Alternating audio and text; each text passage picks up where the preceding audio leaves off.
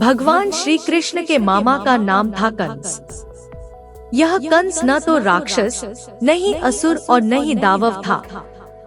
सभी जानते हैं कि कंस के बारे में यह भविष्यवाणी कही गई थी कि उनकी बहन देव का एक पुत्र ही उसे मारेगा।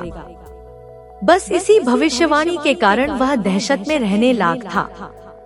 कंस अपने पूर्व जन्म में कालनेमी नामक असुर था जिसे भगवान विष्णु ने मारा था। कालनेमी विरोचन का पुत्र था। देवासुर संग्राम में कालनेमी ने भगवान हरि पर अपने सिंह पर बैठे ही बैठे बड़े वेग से त्रिशूल चलाया, पर हरि ने उस त्रिशूल को पकड़ लिया और उसी से उसको तथा उसके वाहन को मार डाला। अन्य कथा अनुसार युद्ध में उसने अनेक प्रकार की माया फैलाई और ब्रह्मास्त्र का प्रयोग किया। वह तारकामय में हरि के चक्र में मारा गया। कालनेमी ने कंस के रूप में उग्रसेन के यहाँ जन्म लिया। कंस शूरसेन जनपद के राजा अंधकवृष्णि संघ के गण मुख्य उग्रसेन का पुत्र और भगवान कृष्ण का मामा था। अंधक, अहिर, भोज, स्तवत्ता, गौर आदि 106 कुलों को मिलाकर उस काल में यादव गणराज्य कहा जाता था।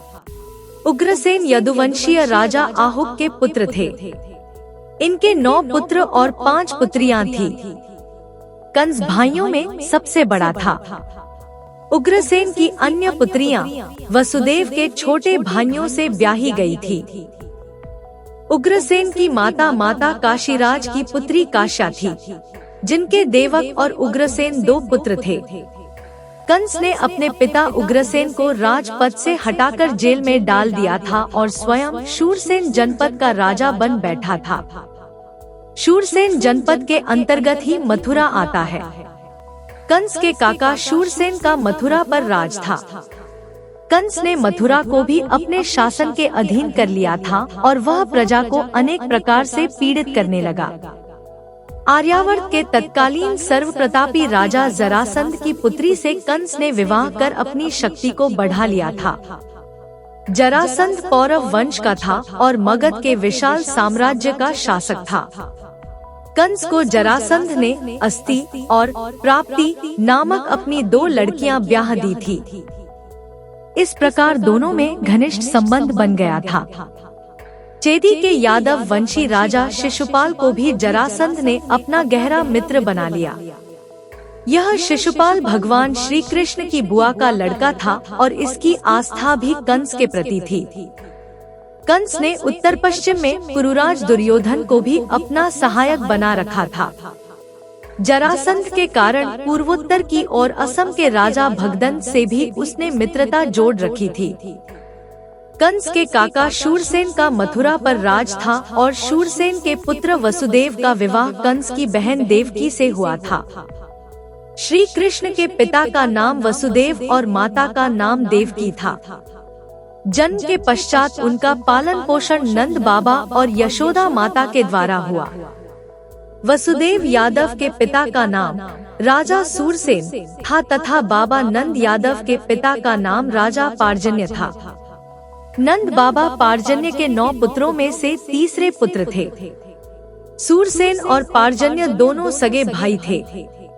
सूरसेन जी और पार्जन्य जी के पिताजी का नाम था महाराज देवमी। कंस अपनी चचेरी बहन देवकी से बहुत स्नेह रखता था, लेकिन एक दिन वह देवकी के साथ रथ पर कहीं जा रहा था। तभी आकाशवाणी सुनाई पड़ी, जिसे तू चाहता है उस देवकी का 8वां बालक तुझे मार डालेगा।